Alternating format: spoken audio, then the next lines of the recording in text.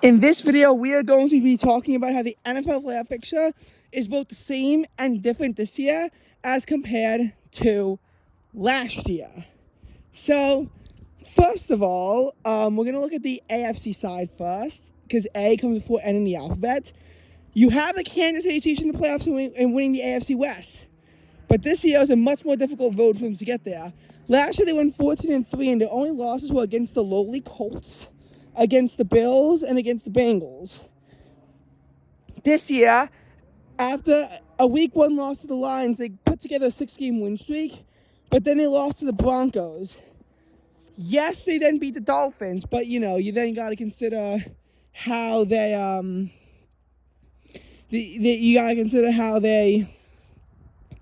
wound up losing to the Eagles, which at the time, the Eagles were a very good team and have won 90% of their games. While they'd improved their ratio to 91%, they would get into a late season collapse that dropped their win rate below 2/3 by the end of the season. For the Chiefs, then they wound up actually losing multiple games in a row at points in the season. It was a very messy road for the Chiefs, and they finished 11-6. So they have, gotten worse. They went from being the 1 seed to the 3 seed. If Patrick Mahomes wins in a wild card game, unless the Steelers upset the Bills, the Chiefs will be playing a road game. The Chiefs are not really Super Bowl favorites this year, to win. I know that Jaden Shaw on his Twitter did post a prediction that had the Chiefs winning, but obviously, it's a pretty biased source coming from a Chiefs fan, and I personally think that, this is just not Travis Kelce's year. Taylor Swift, she was a Chiefs fan last year. She would have been very pleased with the Super Bowl victory. This year, they're probably going to get out at some point in the playoffs. They're not as powerful. The Chiefs, don't get me wrong in this, they are still a very good team this year, but they're not one of the best in football. You have the Ravens, who last year were 10-7. This year they improved to 13-4, and 3 of their losses were in the division. One to the Browns, and they got swept by the Steelers.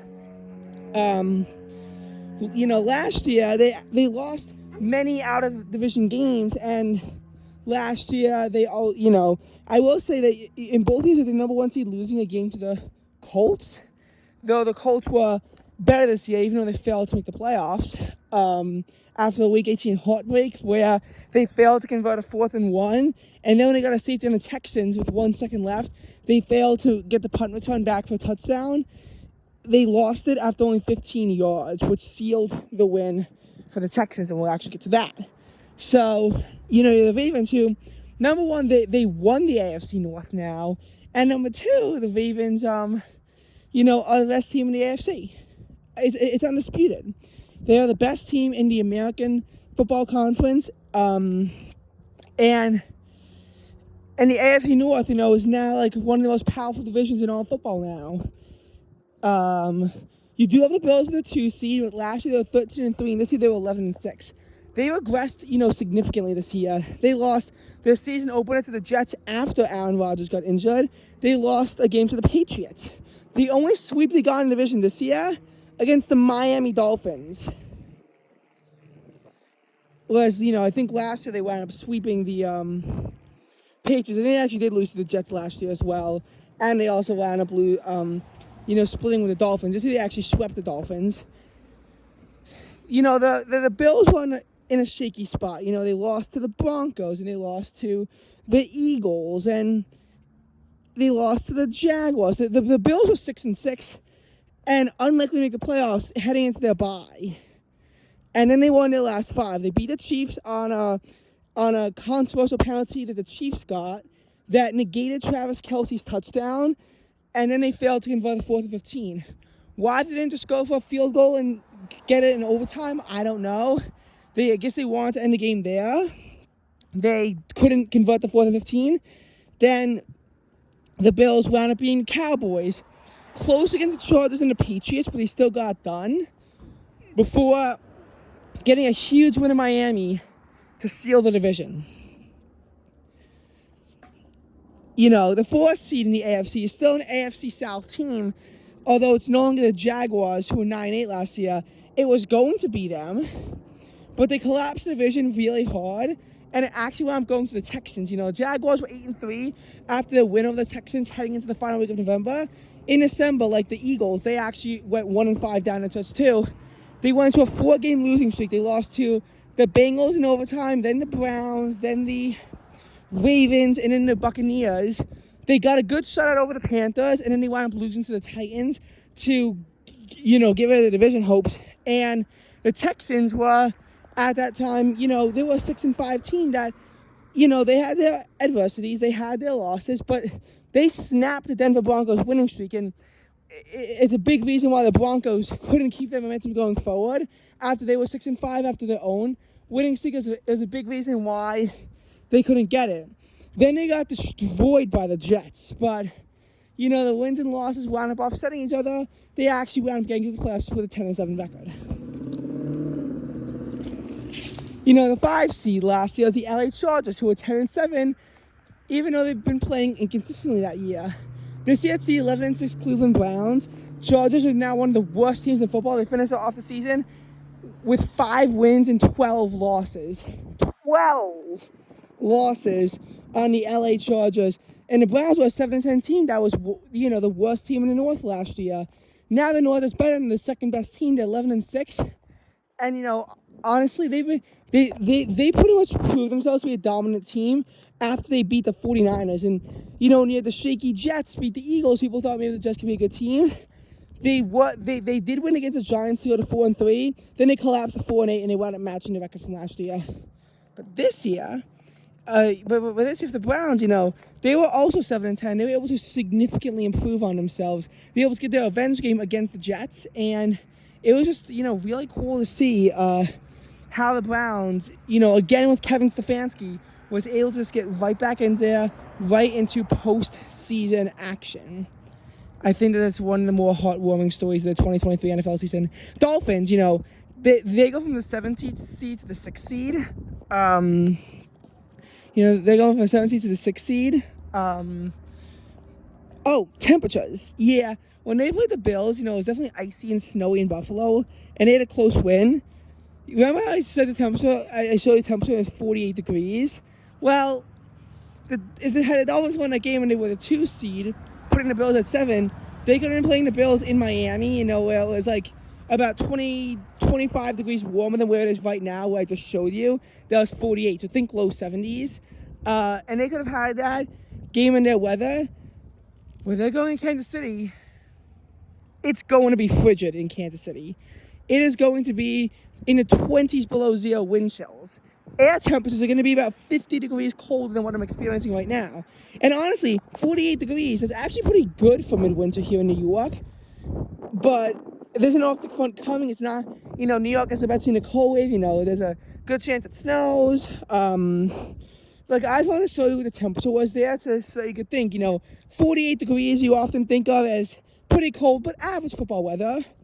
It's going to be 50 degrees colder than that, though, and it's hard to imagine, what that would be like. And that's just the air temperature. And then the Steelers, they're in the postseason now. They're 10-7. Last year, they missed out on tiebreaker. So, the Dolphins and the Steelers sliding up. So, makes sense that, you have the Chargers drop out and all this other stuff. Now, and that's what's changed. So, I think I went over all that. On the NFC side of things, instead of the Eagles having the 1 seed, they dropped to 5. You have the 49ers in the 1 seed. They were the 2 seed last year. They actually were worse this year. They were 12-5 and now 13-4. But they easily could have been 13-4 after they clinched the 1 seed. They instead chose to rest their starters and lose to the Rams. But honestly, 49ers fans, they did not give a shit about losing to the Rams. They had already secured the 1 seed. And honestly, it's almost better that the Rams won, because if the Packers can beat the Cowboys, it pretty much guarantees a favorable 49ers-Packers matchup. Obviously, the 49ers won their last 4 postseason games against the Packers, and that's important. Now, I will say that the Packers had a better chance of winning against the Lions than against the Cowboys. You obviously have to say that because the Cowboys at home are like the most dangerous team in football. But if the Packers can pull off the upset, and Aaron Jones does own the Cowboys, I think it could be done. And yes, the Cowboys went from 2-5. They matched their 12-5 record from last year, but the Eagles collapsed, put them in position to get the division, which they were, able to get. The Eagles could have put the division away in Week 14, and they controlled their destiny to do so. Much earlier on, but the Eagles had their late season collapse, and the Cowboys capitalized on that. They start off 8-3. When the Eagles were in that position, and then they were tied for a while. After the Cowboys lost to the Dolphins while the Eagles simultaneously beat the Giants, the Eagles were again fully in control of their destiny, but then they lost that from there while the Cowboys won out from there. And that's what was unfortunate. And, you just gotta think about that. The NFC North winner, who's coincidentally the 3 seed again, it's not the Vikings though this time, it's the Lions. The Lions were 12-5. Vikings were 13-4. But the Lions have a better chance of, actually being able to win because they actually have a good point differential, and, they're not really going to be considered frauds the same way the Vikings last year were. So you have that. Lions, again, they missed out on a tiebreaker last year. This year, they're in a much better position. 4 seats, the Buccaneers, they actually went from 8-9 to 9-8. So maybe Baker Mayfield is better than Tom Brady, and maybe he is the future in Tampa. But, again, they're the 4 seed. 5 seed, it's the best NFC East team that didn't make the playoffs again. The same as the Eagles, who were 11-6. They were 10-1 and had control of the 1 seed by 2 games. 2 games at the end of November. They lost 5 out of the next 6. The Eagles were a team that, everyone knew after their bye. They had one of those hostile schedules anyone could imagine. I mean, you have Chiefs, Bills, 49ers, and Cowboys in Dallas. And then you have the Seahawks, if the Seahawks get past it. But the Cardinals and Giants, they're supposed to have one of the easiest last few weeks. And they lost to the Cardinals and got squished by the Giants. So the Giants game is shaky because of the injuries. Nonetheless, even if they had won that game, they still wouldn't have gotten the division because at 12-5, the Cowboys would have controlled the conference tiebreaker. They would have controlled the conference tiebreaker.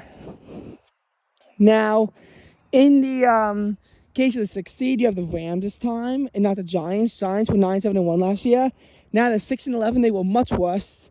Mid-season, they already failed to improve on their record. After their loss to the Cowboys. And yes, they've improved since then. People thought that maybe they could still make the playoffs, but losing to the Saints, Eagles, and then the Rams, it really killed their playoff hopes. Even though the Eagles and Rams came pretty close.